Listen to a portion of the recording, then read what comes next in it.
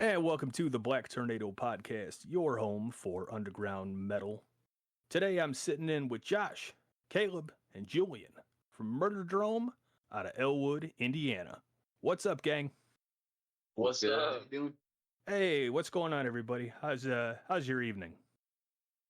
Oh, it's pretty good. Yeah, we just ran through our set, had a really solid practice. Now we're just hanging out, kind of winding down, just chilling. Nice. Yeah, it's kind of rare. I'm sorry, go ahead. Oh, no, you're good. I was just saying we just finished watching a movie, hanging out. Nice.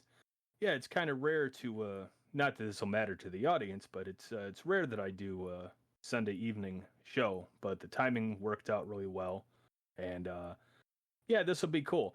Before we get into it, I just want to say one thing about this band in particular versus bands that have sent in music and then proceeded to bother me every week, every single week, and ask and ask and ask.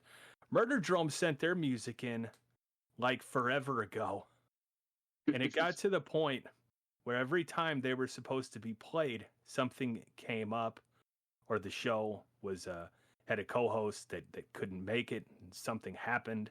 And I'm going to tell you out there, Black Tornado listeners, you want to know how many times Drome complained? None. Zero. Not one time.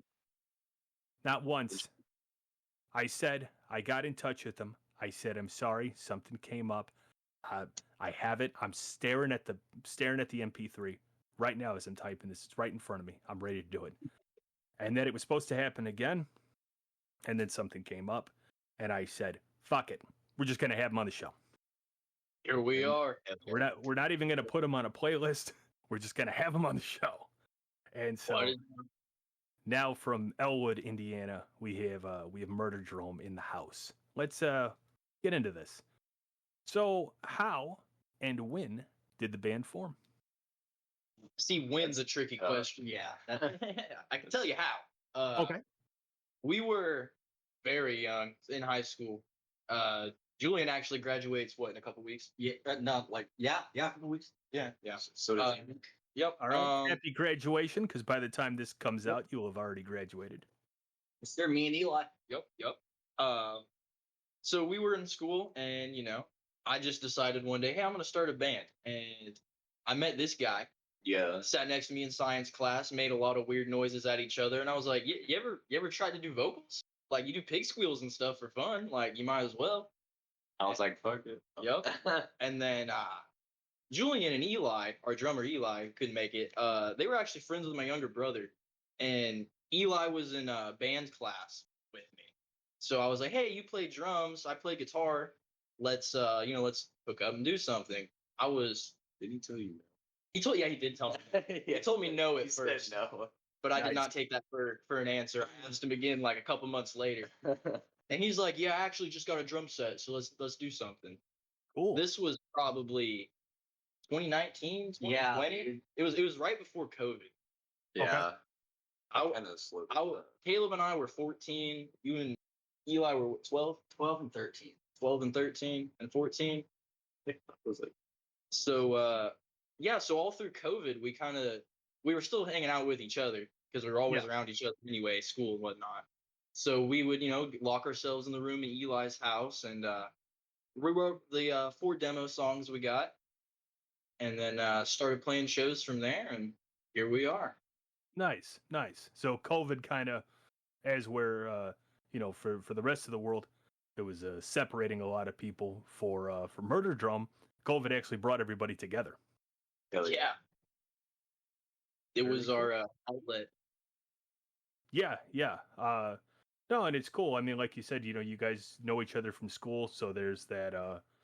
You guys already kind of knew each other outside of a band. Sometimes, guys, people will connect in a band, and they don't have that camaraderie. They don't have that friendship outside of the band.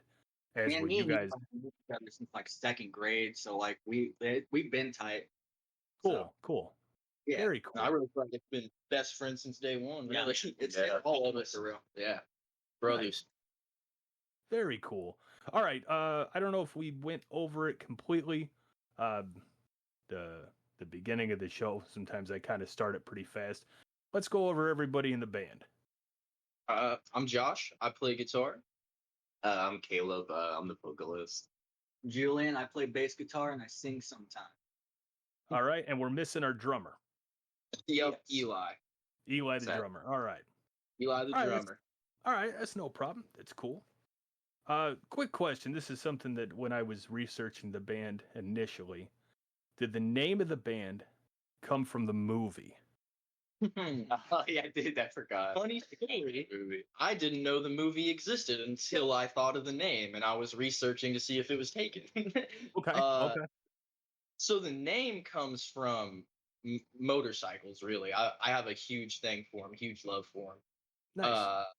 And so I was just, kind of researching stuff, watching YouTube videos, as you do, the video essays and whatnot. And I found this one that was about board racing track for motorcycles in like 1910s.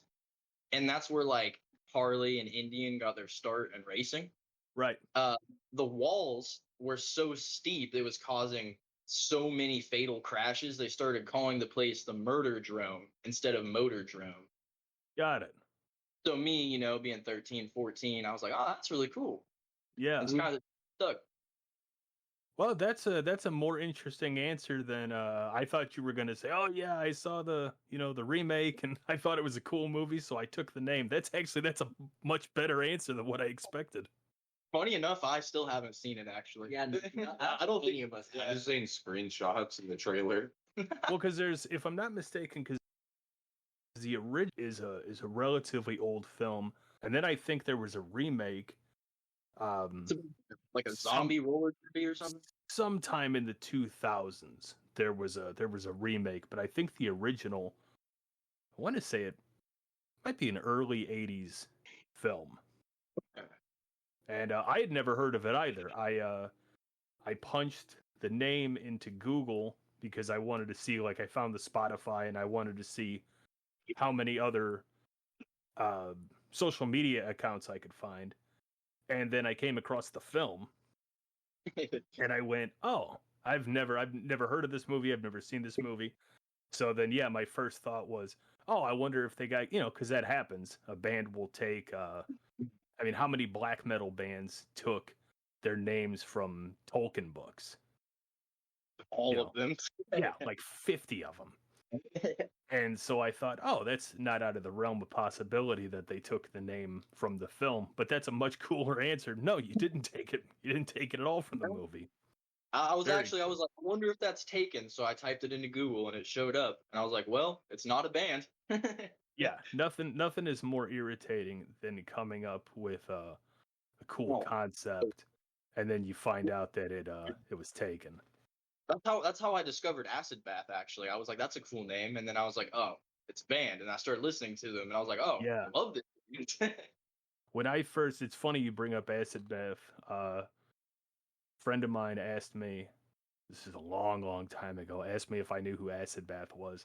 And my first thought was that stage in Mortal Kombat 2 where the behind is all acid. And I thought, oh, I wonder if that's like a reference to Mortal Kombat. And I'm pretty sure it's not. No, it's probably something drug related. Probably something to do with New Orleans drug abuse. Yeah. And, which is awesome too. Not that New Orleans has a drug problem, just that that's probably where the name came from.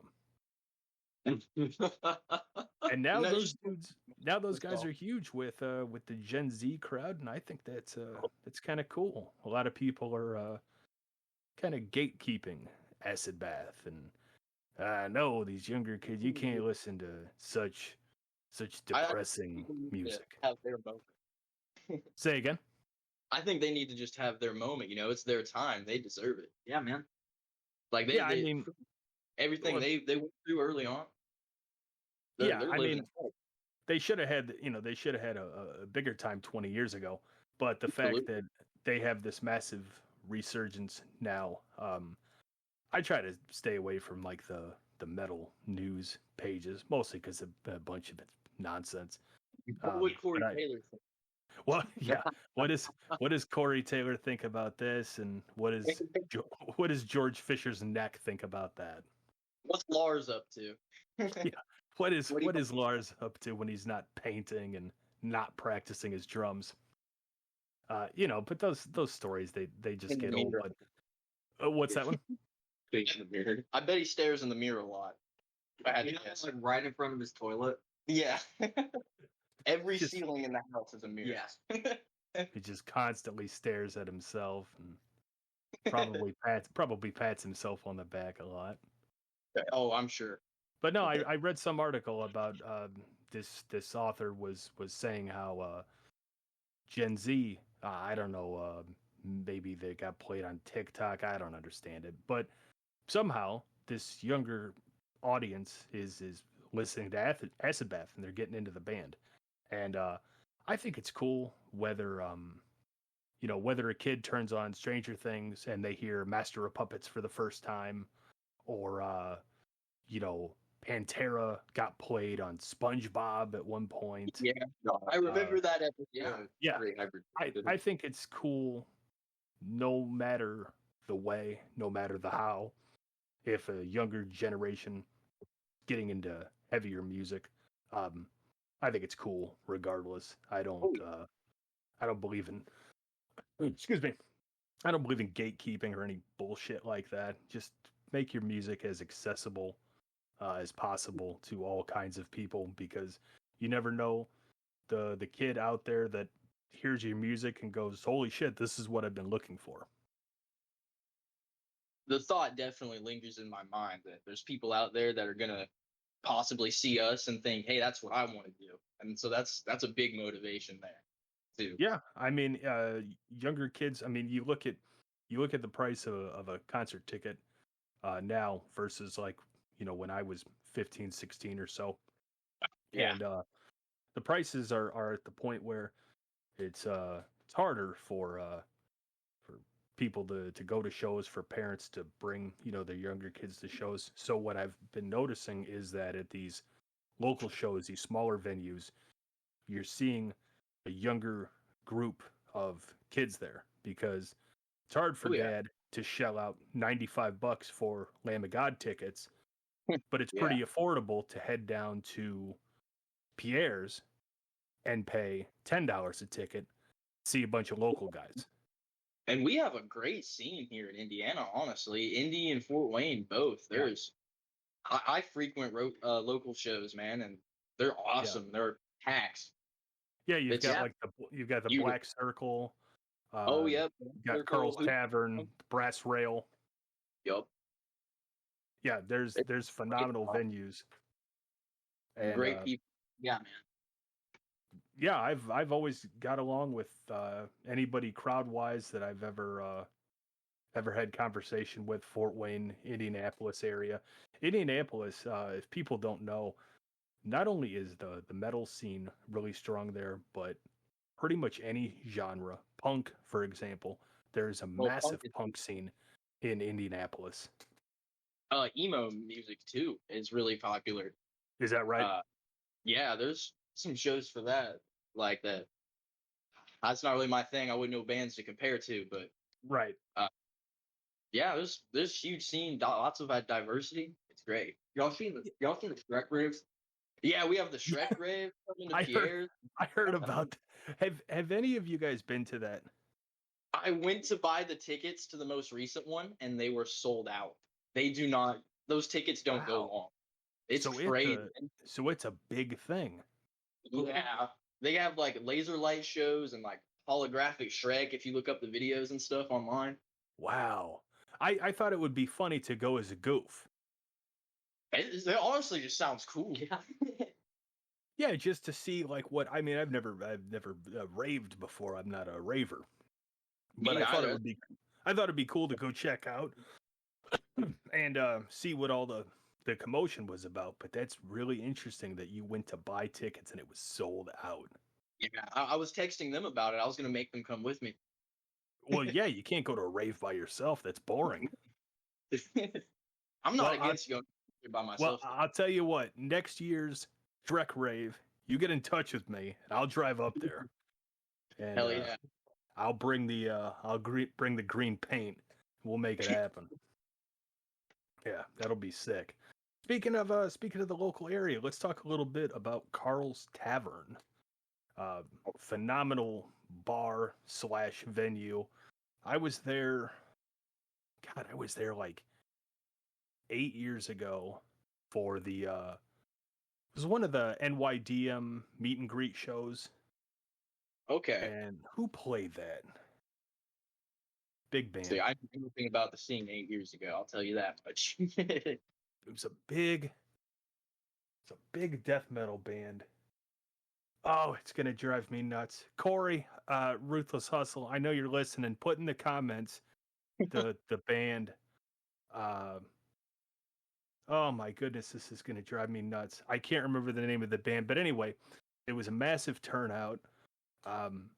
Really cool venue. The owners are awesome. The chicken wings, surprisingly, really good. I wish I had them there. we unfortunately, we don't get to hang around. We kind of have to wait outside, and then we go in and play, then hang out outside. Oh, yeah, right. Okay. Yeah, I didn't even consider that. So is that how that works? Basically, you guys get to come in, play your set, and then they go, all right, get the hell out of here. Yep, we hang out outside and we'll sell merch out there and talk to people off the sidewalk, and that's about how that goes. Dap people up.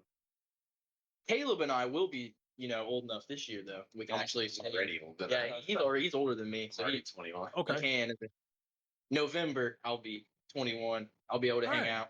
Very cool. Yeah, I like the venue. It's just it's not exactly down the street from me. So that is one of the reasons why I haven't been there in a long time. Basically, what's that?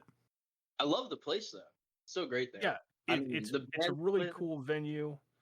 The crowd, at least for the show that I was at, everybody was really cool. But by the time the show ended, and I knew I had a multiple hour drive ahead of me, I just ended up driving down the road until I found the first budget motel. I just stopped in and got a room for the night because you're tired after a show, and I'm going, man, I'm not looking forward to 2.5, 3 hour drive home. I was gonna get some sleep and do it again. We just ran into that hurdle ourselves for the first time, booking our first out of state show at Chemtopia in Cincinnati. Okay.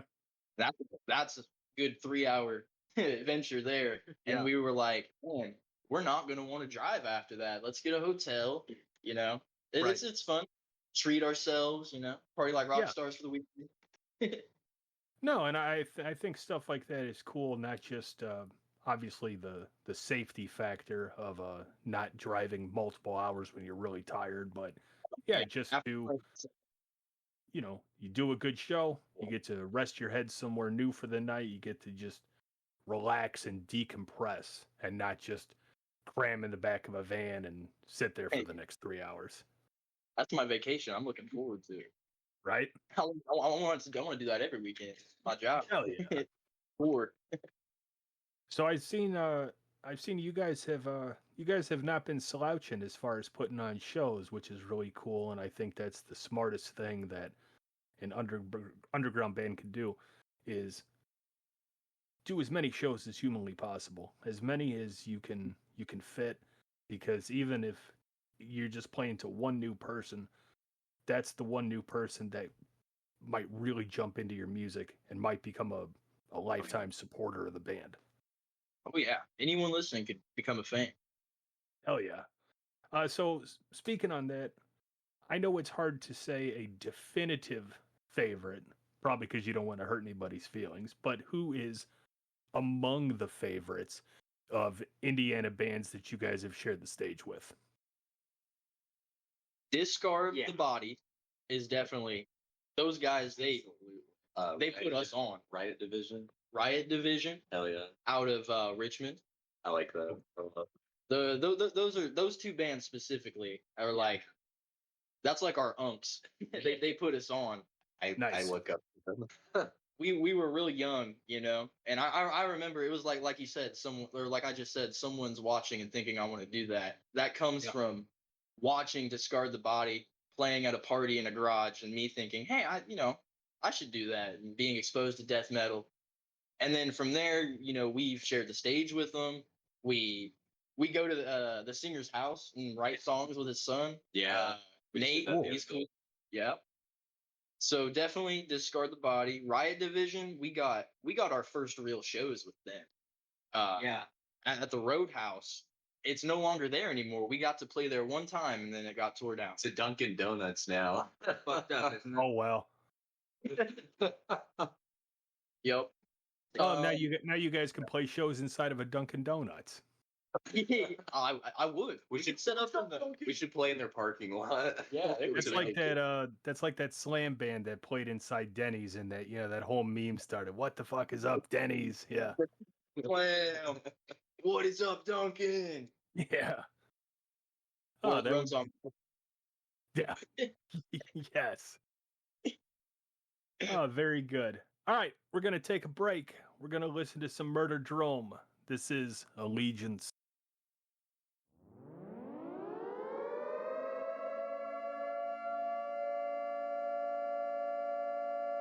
The rifle. There is no greater weapon for accurate, controlled fire at good range than this. Even against enemy aircraft, especially when flying low, rifles and light automatics are deadly if fire is properly controlled. But with anti-aircraft fire, as with all fire, we must know when to fire if we're to shoot to kill. First then, let us present the rifle, sighted up to 2,000 yards. But normally, fire should not be opened above 600 unless the target is extremely favorable. The shorter the range, the greater the accuracy. Shoot to kill.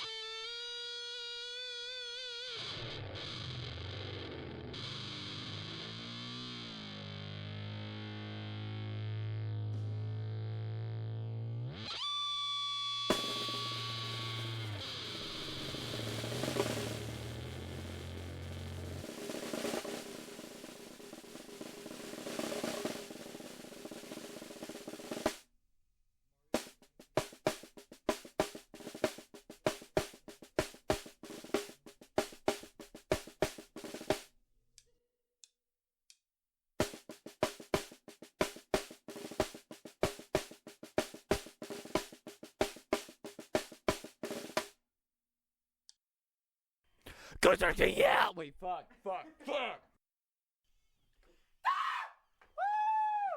First take.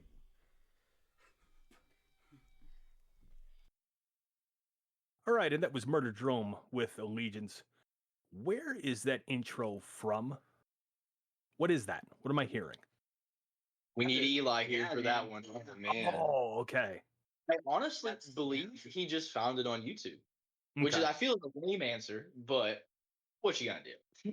I mean, I feel like it's probably from a very old, not a movie, but almost like a Crazy.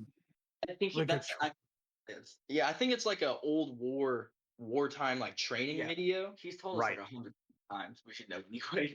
But that is to me what it seems like it would be. But it's really cool intro.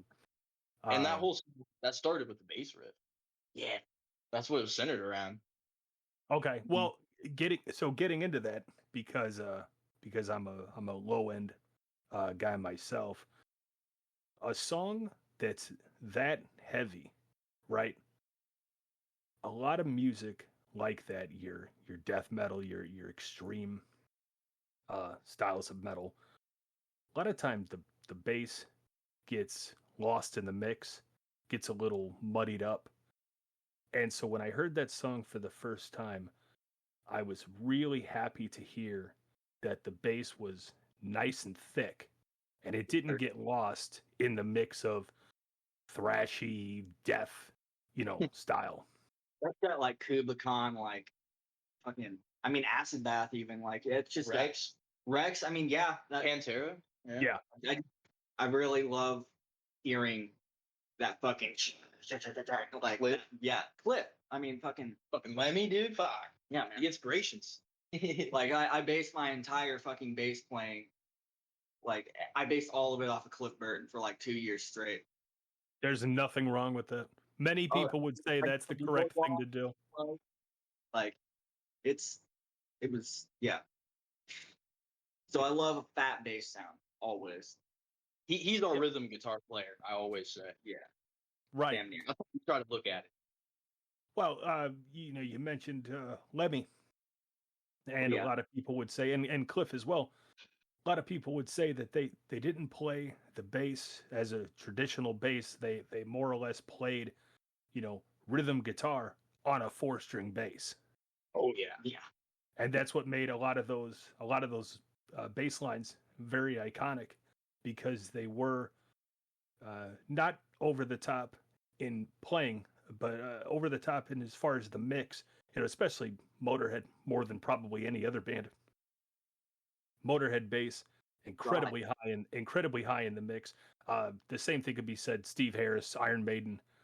Yes. If you cut the bass, and I've listened to say Iron Maiden for example, I've listened to the isolated or the bass tracks removed, and it doesn't sound right at all. I mean, you ever heard Green Day without the bass track? Yeah, it's nothing. It's not like a shitty punk band. Well, I would. Mike carries the entire band. Seriously. Well, I think punk is a really fine example of predominantly very heavy bass oriented bands. You've got Rancid. I was going to say Rancid's huge Yeah. inspiration. There's a lot of punk bands where the bass, just that real chuggy riff is without it the song completely falls to pieces. The Dead Kennedys, arguably their most popular song, Holiday in Cambodia, if you listen to that song with the bass taken out, it's like an unfinished song. It just doesn't hold up, right? Fugazi is a frequent player for us too. Yeah. Sure. Yeah. No, that's Examples. I'm Helping you out. yeah. I know you will. No, I think it's cool that again that your music, as heavy as it is, to have the bass not so much front and center, but on the same par as the drums and the vocals and the guitar is really cool. A band that I like to probably unfairly reference all the time is Slipknot. Paul Gray was a phenomenal bass player, but when you have 14 people in a band, it just gets a little muddled at times. And got an active jungle on stage. Yeah, well, there's a lot of great Slipknot bass lines that I just feel that people don't hear. Because you have 7 drummers and a turntablist and everybody else, and the bass just kind of gets lost in the mix. He got a lot of sound on Volume 3. That's where I really started noticing his bass lines. Yeah, because I've never heard it in Self-Titled or Iowa, but like Volume 3, very much so.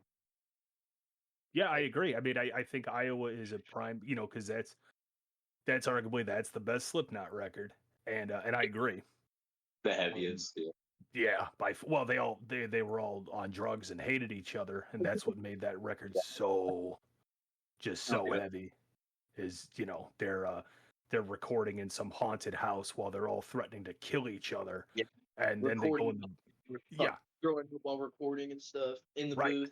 Yeah, it's just anybody that like family members are dying and they're grieving into the mic.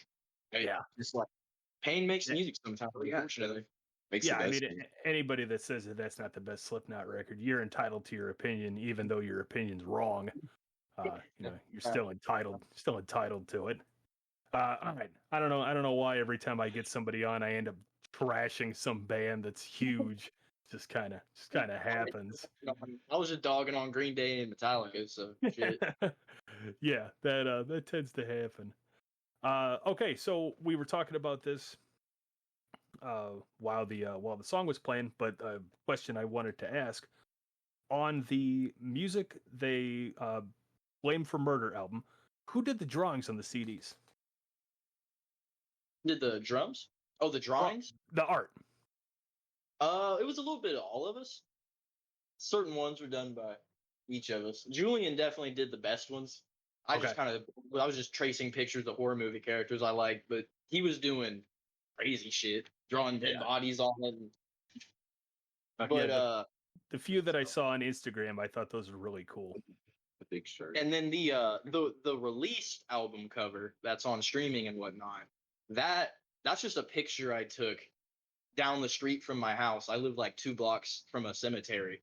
Okay. So I was walking through there one day and I saw the hill and I thought, okay, it's cool clouds behind. It was actually a photography project my like sophomore year. I had turned it in. Yeah. What grade did you get on that? I don't remember. I passed. That's all that counts. Yep. So we have 3/4 of the band here. A question I like to ask because as a home studio guy, I just find myself buying more shit that definitely does not make me a better player. What's your favorite piece of gear? Could be a pedal, could be an amp. Favorite piece? Oh man. So for me, I just recently got the 5150 Iconic, and man, I love that thing. Nice. Also running a Pod Go in front of it now. I just got that to play with all kinds of effects and stuff. Yeah, right. Yeah. That his rig just got so much cooler. It leveled up in just the last couple months. It just got like insane. Hell yeah. Like every time I saw him for a couple days, it was just like new shit. Like I'm a gearhead. I'm a gear nerd. What are you using on your board? You mean? Yeah. Okay, so I have a Stans amp. I have an MXR chorus. That's never gonna leave my board ever. That chorus is so good. I have like I said earlier, the Morley Buzz Wah compressor. Just your normal bass shit, and then gross distortion. And you had the Rat on there? Yeah, I had a Rat at one point. That was sick. You said the Morley, that's your wah pedal? Yes. I had a Crybaby at one point, but I broke it. Stomped on it too hard. He can't have anything. Can't have shit. Which Morley do you have? Because I have one as well. I just got the Rex Brown Old Blue. Brutal. I have a 2020. I don't prefer that to the normal, like the full size Yeah, fuzz wah. But yeah, the big metal. yeah, it takes up half your board. Yeah, It's like it was made in the 60s. I love it. Yeah, that's like this one, the Rex Brown. It was it's the same circuitry. They obviously remade it, but it's the same circuitry as whatever one he was using like mid 80s. Nice. And then that one, I guess at some point started to go out. So we got in touch with Morley, said, I need more of these. And then they said, well, why don't we just make a Rex Brown pedal? And what's really cool about it is, the top of the pedal where it says Morley down the switch. So that glows in the dark. Yeah. Yeah. Which Okay. is Yeah. really cool when I'm totally not playing live shows and sitting in my office with all the lights off, playing Sabbath licks and the Morley thing is glowing. That's Hell awesome. yeah. Yeah, pretty cool stuff. Yeah, I just like asking people about gear. I've got more pedals than I know what to do with. And then you look at my board and there's like 4 pedals on it and there's like 27 just up against the wall. Plenty of distortions. I have plenty of fucking. I mean, you need a cool reverb that has a shim on it. Yeah, I got it. I got you, dude. nice. Like, Nice. He's very much like a traditionalist when it comes to his pedals too, all analog. And all my gear is very traditional. I'm like the opposite. I want it sleek. I want to be able to just change the whole thing with a button click. The first time he talked about turning his rig digital, I looked at him really funny. Oh, he still gives me shit for it. Yeah. I came around. I think it's cool. But I mean, I think both, both have their place. One of my bass amps that I use pretty regularly is a Boss Katana, and I get a never-ending amount of shit for using that thing. And I love it. Yeah, I don't hate mine. I don't really get the hate for having a Boss Katana. I'll tell you one thing that amp has that majority amps don't. It has a USB out, so I can record directly from my amp into my laptop in like a matter of seconds. It's just convenience. My 5150 does the same thing. It has a DI out, Right. at the back. It's just, that's how we've been recording the new album lately. Is we'll all just plug in and just live track it, which is a new thing for us, and it's so much easier than how we used to do it. And I didn't know I have a PV Mark IV head from fucking 1985 or Peter Steele head. Oh yeah, Clip Burton head. Really? Yeah. Oh yeah. You're just gonna kill them all. Yeah. Shit, I forgot what I was saying.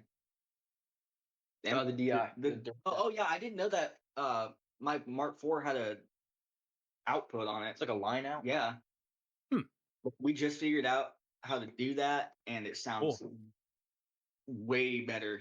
Yeah, we used to do it. Just, record scratch guitars, drums. Right. Okay, re-record guitars, bass, vocals one at a time, and it's so much more streamlined. Yeah. Now, being able to just both of us plug right into the board. Planet easier.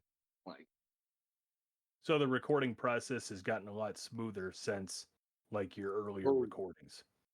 We also, the whole EP, that was us just figuring everything out. Yeah. We completely recorded it ourselves, put it out ourselves, all at like, I don't know, 14 to 16.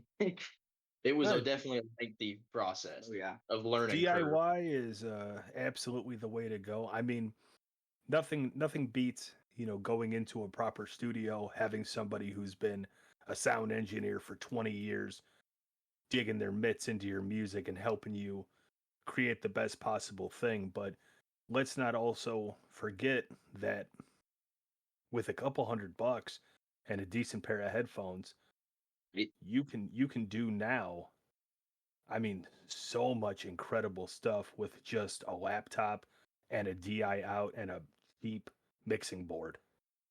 And you can learn anything on YouTube nowadays. That's how I learned to play guitar, honestly, was hours and hours of YouTube videos and alone in my room. There are tutorials for everything now, and I think that that's one of the things that I really love about YouTube is you want to learn a good way to set up your signal chain, or you want to learn how to get rid of that hiss, your feedback hiss, a good way to dial that out. Somebody has an answer for you. I learned everything I know about tone, like manipulation, based off of watching Nirvana tone tutorials on YouTube. He's fucking with this chorus and this echo flanger. You're just like, I want to do that. That's cool. Shout out Ola England for me, dude. Every Sunday, I'm drinking my coffee, watching Sunday with Ola. Will it? Oh chug? Yeah, I like that channel. Yeah, Will It Chug? Yeah, that's a cool channel. Let's see here. So you guys have a handful of shows under your belts. You got any good show stories? Our first ever bar show. I played the whole show with my fly down and didn't realize until we were packing up. Nice. And Caleb ripped his pants at the same time. Oh, yeah. I ripped it in the ass, dude. I played the whole set like that. It was one for the book. It was our first real gig, man. Really giving ourselves a crowd. Yeah. Now, were you doing the thing where you didn't turn around the whole time, or did you embrace it? I was facing the crowd the whole time, dude. I think I had a long enough shirt to where it covered it. Yeah. Oh, that's funny. And then there was another time, my cousin was at one of our shows, and it was a Halloween party, so he was drunk, dressed as a purple Teletubby running around in the pit. And then I watched him go outside the venue and just throw up his guts. Throw his guts out while stumbling sideways, still puking. It was like in the Teletubby costume. In the Teletubby costume. Nice. Very cool. Like, yeah, not a drop on himself. I don't know how, because he couldn't even stand up straight. Dude, I think he fell over in it. Entirely. Some good times at shows for sure. Hell yeah, very cool. What is next for Murder Drome?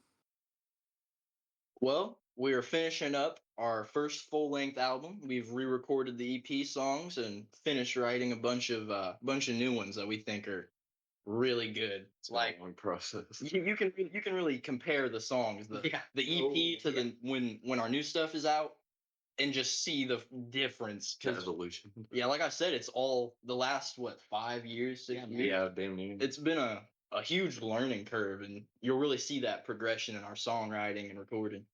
Nice. Yeah, as it gets closer to date and when it comes out, get in contact with me. I'll definitely promote it. Put it up on the Instagram story. Put it up on the Facebook page. Not that anybody actually looks at the Facebook page, but I still plug stuff over there. Very cool. All right, so the one that all the bands want to answer: where can everybody go to get to buy merch, to buy music? Where can people go spend their money? Linktree/Murderdrome. It's that simple. Nice. You can also find it in our Instagram and our Facebook bios. We'll love you. At Murderdrome Band on both. We'll love you. We'll love you. That is Murderdrome with an M and not an N. Got to clarify that one a lot. Oh yeah, Murder Drone. That's a good name too, Murder Drone. That one's taken by like 100 bands. Yeah, anything with the word drone in it, somebody took it. If it's got the word bong in it, or wizard, or electric. Yeah. Doom band. Yeah, they were already all taken. Very cool. Okay, so outside of Facebook and Instagram, are there any other socials that people need to be aware of? You can find us on every streaming service, thanks to DistroKid. You can also find us on TikTok at Murderdrome. And I think that's all of them. I mean, if you go on YouTube and look up Eli Bach, he has some stuff, like videos posted. Oh yeah. Like live gigs. Yeah. Cool. Very cool. Yeah, well, I think the Carl's Tavern video's up. Yeah, it is. Oh, great. Yep. Yeah. Just type in Murderdrome at Carl's. Should come up. Yeah, Eli Bach. Okay, very cool. Yeah, so now people can they know where to get shirts, and now they know where to check out some live footage, which is cool. I like doing that, especially bands that come on the show. I like watching videos of the live performances and stuff. It's just a cool thing to do, kind of doing my homework. So that's cool. All right, I think that about wraps it up. I want to go ahead and say thank you to Murder Drome. Thank you to Josh, Caleb, and Julian for coming on the podcast. Much appreciated. Yeah, man. Hell yeah. All right, and as always, I'm your host, Adam. This is your home for underground metal music. Be good, be safe, take care of each other. We'll see you in 2 weeks. Peace. Bye.